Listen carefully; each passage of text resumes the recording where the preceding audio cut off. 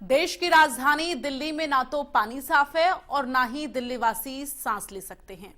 लेकिन नेताओं को गरीब जनता से क्या ही मतलब है। चलिए अब आपको 5 तस्वीरें दिखाते हैं और 5 तस्वीरों से आपको खबरदार करते हैं।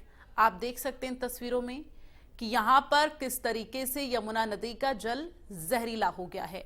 दूसरी तस्वीर आप देखिए, साफ तौर पर आप देख पाएंगे कि जहरीले पानी से यमुना में झाग ही झाग आपको नजर आ रही होगी, जो कि सियासतदानों से चीख चीख कर सवाल करता है कि तीसरी तस्वीर आप देखिए, सारी हदें ही पार हो गई हैं। पानी के साथ साथ हवा में भी जहर घुल गया है। चौथी तस्वीर में पानी का छिड़काव किया जा रहा है ताकि पॉल्यूशन को कम किया जा सके। अब 5वीं तस्वीर में आप देखिए, सांसों पर संकट नजर आ रहा है। सांसों पर संकट है तो फिर समस्या भी विकट है, लेकिन इस विकट समस्या का इलाज क्या है ये तो जिम्मेदार ही बता सकते हैं।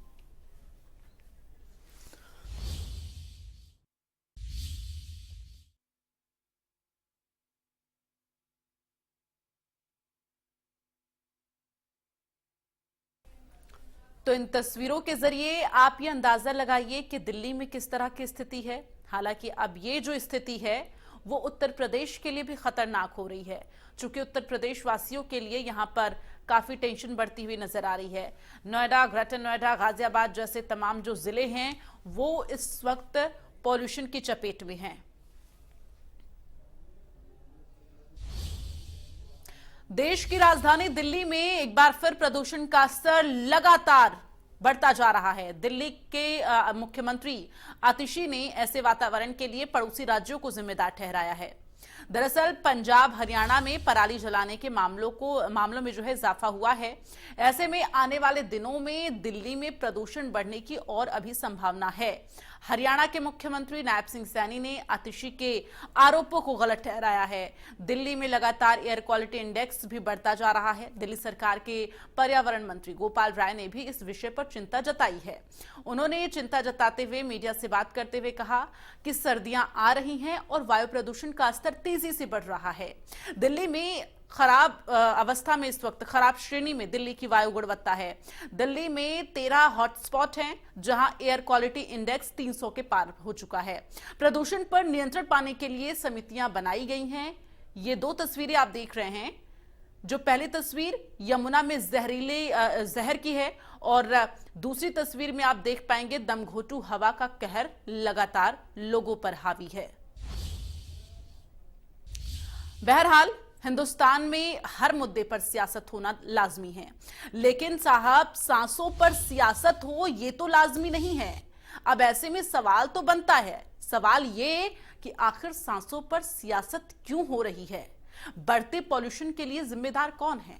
दिल्ली सरकार की नींद कब खुलेगी?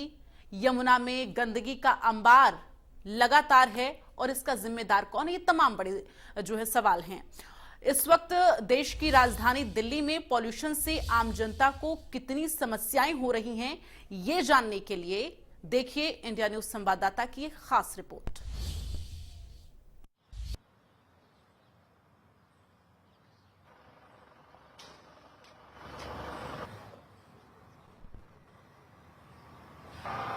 मैं अभी दिल्ली सोनिया विहार पुस्ता मार्ग पे हूँ और ये टोनिका सिटी क्षेत्र है। यहाँ गाजियाबाद के लोनी में टोनिका सिटी जो है औद्योगिक क्षेत्र के नाम से भी प्रसिद्ध है और यहाँ बगल में जो है रेजिडेंशियल और दोनों ही यूपी सीडा द्वारा बसाए गए हैं, जो कि यहाँ पे पूरे दिन में ये हाल है कि यहाँ की पेड़ पत्तियों के जो पत्तियां हैं पेड़ों की, वो हरी की बजाय सफेद और हो चुकी हैं, क्योंकि उनपे इतनी धूल जम चुकी है पॉल्यूशन के कारण।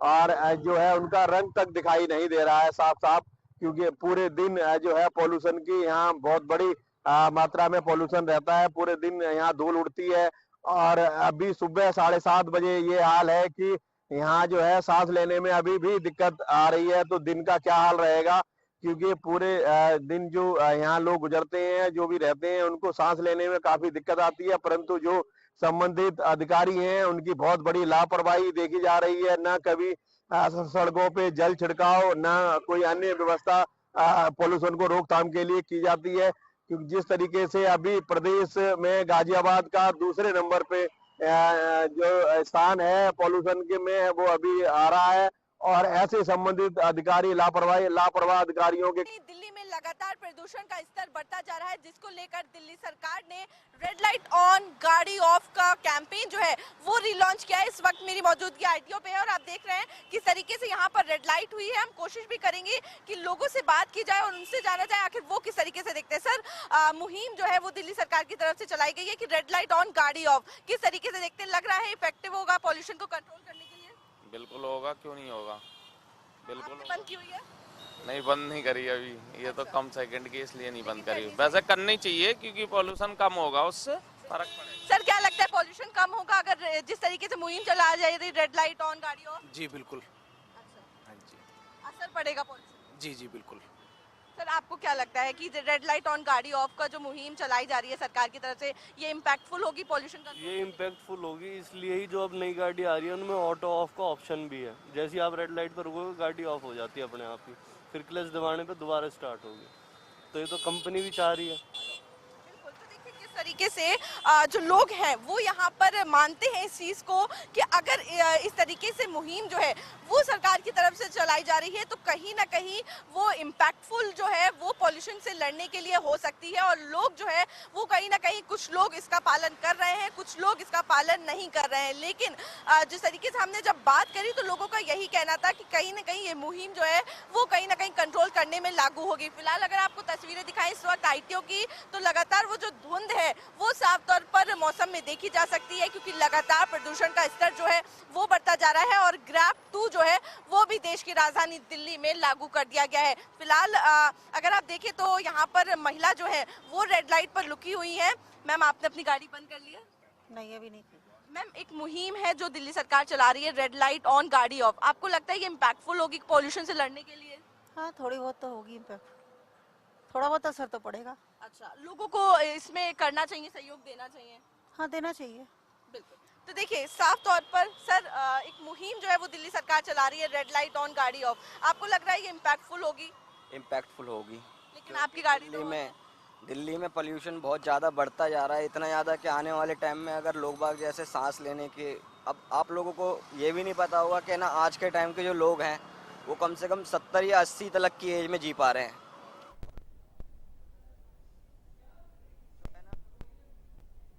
पॉल्यूशन, आप लोग ऑक्सीजन को बढ़ाने के लिए कुछ कर नहीं रहे। आजकल पेड़ पौधे लोग बाग नर्सरी में इतने महंगे बेच रहे हैं कि जो कि लोग बाग घर में ऑक्सीजन के प्लांट्स नहीं लगा सकते।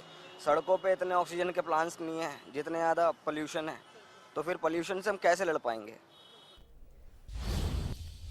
और अलग अलग लोकेशन से हमारे साथ संवाददाता जो हैं वो लाइव जुड़ रहे हैं, हमारे रिपोर्टर इस वक्त लाइव जुड़ रहे हैं। सबसे पहले नोएडा से रुक करते हैं, वहां महेंद्र हमारे साथ, महेंद्र माही लाइव जुड़ रहे हैं और अकरम खान हमारे साथ ग्रेटर नोएडा से लाइव जुड़ेंगे, संतोष हमारे साथ गाजियाबाद से लाइव जुड़ रहे हैं।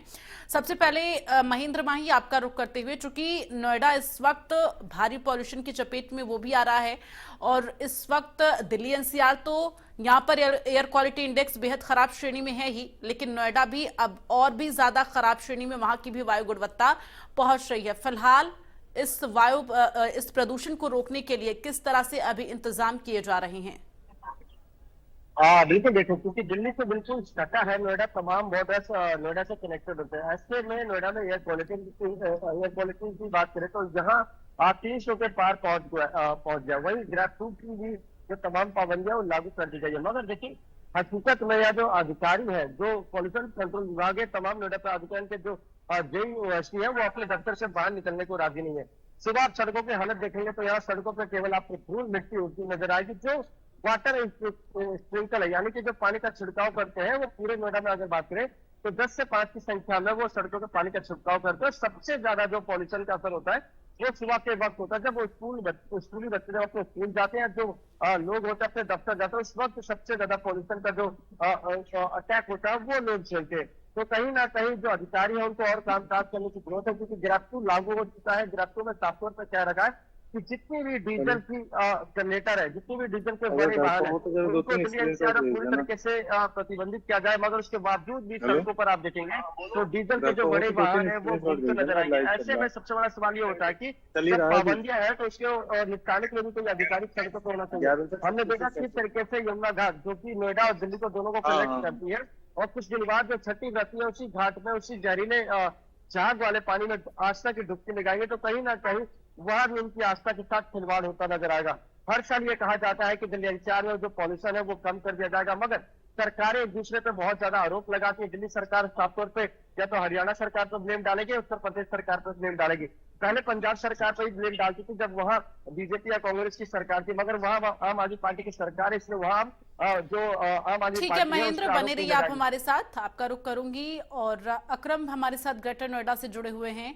अकरम, देखिए दिवाली अभी दूर है थोड़ा, लेकिन दिवाली से पहले ही इस तरह की स्थिति उत्पन्न हो गई है कि इस वक्त लोगों को सांस लेने में दिक्कत, वायु की गुणवत्ता बेहद खराब श्रेणी में, और ये हर साल देखा जाता है। उसके बाद भी इस पर कोई संतोषजनक कार्रवाई नहीं, कोई संतोषजनक प्लान नहीं किया जाता कि ताकि नेक्स्ट ईयर जब ये समय आए तो इस तरह की स्थिति ना उत्पन्न हो। देखिए, अगर जिस तरह की बात की जाए, ग्रेटर नोएडा चूंकि यहाँ पर परी चौक पे 0 पॉइंट और यहाँ तमाम हाईवे जो है वो ग्रेटर नोएडा के परी चौक पर आकर टच करते हैं। ऐसे में तमाम शहरों से लोग आते हैं, गाड़ियां बड़ी संख्या में आती हैं, तो पॉल्यूशन लगातार बढ़ता जा रहा है। और अगर कार्रवाई की बात की जाए तो अभी कुछ दिन पहले ही यहाँ पर ग्रेप 1 सिस्टम लागू किया गया था दिल्ली एनसीआर में, लेकिन उसका पालन नहीं होने पर लगातार प्रदूषण का स्तर जो था वो बढ़ता जा रहा था। और अगर आज की बात करें तो ये प्रदूषण 288 से ऊपर ग्रेटर नोएडा में पहुंच चुका है, जो कि बेहद चिंतित है और बेहद खराब श्रेणी में भी आता है। अगर बात करें तो हम दर्शकों को बता दें कि 200 तक का जो AQI इंडेक्स है वो सामान्य माना जाता है, लेकिन जैसे ही 200 से ऊपर ये पहुंचेगा तो वो खराब अति गंभीर श्रेणी में पहुंचने लगता है। लेकिन कार्रवाई की बात करें तो जैसे ग्रेप 1 लागू हुआ था, उसके बाद सड़कों पर लगातार शिकायतें मिल रही थी कि ग्रेप 1 का पालन नहीं हो रहा है। लगातार जो कंस्ट्रक्शन साइट्स थी वहां पर जो नियम बनाए गए थे उसका पालन नहीं हो रहा था। तो इसको लेकर ग्रेटर नोएडा में जो प्रदूषण विभाग है उसकी टीम ने कुछ टीम बनी थी जिन्होंने लगातार साइट्स का निरीक्षण किया और छापेमारी की। तो आपको बता दें कि 13 ऐसी साइट्स थी जिनमें CHC बादलपुर, जो कि सरकारी अस्पताल का एक सेंटर है, वो भी शामिल है, और समेत 13 ऐसी जगह पाई गई जहां पर मानकों का पालन नहीं किया जा रहा था। ग्रेप 1 के नियमों की लगातार धज्जियां उड़ाई जा रही थी। तो इसको लेकर प्रदूषण विभाग ने जो CHC बादलपुर है उस पर सबसे कम 5,000 रुपए का जुर्माना किया है। इसके अलावा स्कूल हैं, कंस्ट्रक्शन साइट्स हैं, और 1,35,000 तक का जुर्माना उन पर किया गया है। टोटल मिलाकर 7,15,000 का जुर्माना पॉल्यूशन विभाग ने ग्रेटर नोएडा में अलग अलग जगह पर किया है। क्योंकि देखिए, ग्रेटर नोएडा वेस्ट ठीक है अकरम, आपको रोकूंगी, यहाँ पर करेंगे। वहां से हमारे संवाददाता संतोष चौहान हमारे साथ लाइव बने हुए हैं। संतोष, देखिए दिवाली का पर्व और छठ महापर्व दोनों ही आसपास अब हैं। ऐसे में स्थिति जो है इस वक्त वायु गुणवत्ता और प्रदूषण की जो स्थिति है वो उत्तर प्रदेश वासियों की भी जो टेंशन है वो बढ़ा रही है। चूंकि गाजियाबाद में भी इस वक्त वायु गुणवत्ता बहुत अच्छी श्रेणी में नहीं है, ऐसे में फिलहाल गाजियाबाद को लेकर क्या कुछ जानकारी आपके पास से? जी बिल्कुल, आपको बताएं कि जिस तरीके से हर साल का ये जो दीपावली के आसपास सरकारों का, चाहे वो पूरे एनसीआर में प्रदूषण को लेके जो रोना रहता है कि वो एक दूसरे पे ठीकरा फोड़ते हैं कि ये यूपी की वजह से है या हरियाणा की वजह से है या पराली जलाने की वजह से है। परंतु अगर जो अधिकारियों की अगर हम लापरवाही की बात करें तो यहाँ पे बिल्कुल भी सतर्कता नजर नहीं आ रही है, क्योंकि जिस तरीके से अभी भी रोडों पे जो है लगातार दिन भर धूल उड़ती हुई नजर देखी जा रही है। और साथ ही कहीं न कहीं पे कूड़ा कचरा जलाने के भी बहुत सारे ऐसे लोग हैं जो सफाई करते हैं और जो अपना कूड़ा वेस्टेज है वो जलाकर जो है कर देते हैं। तो ऐसे में प्रदूषण का लेवल और लगातार बढ़ता जा रहा है। यहाँ पे अभी जहाँ मैं खड़ा हूँ ये गाजियाबाद का लोनी क्षेत्र है, और लोनी में अभी 314 के पार हो गया है। सुबह से पूरी रेड लाइन जो उसका इंडेक्स है वो पूरी रेड लाइन दिखा रहा है।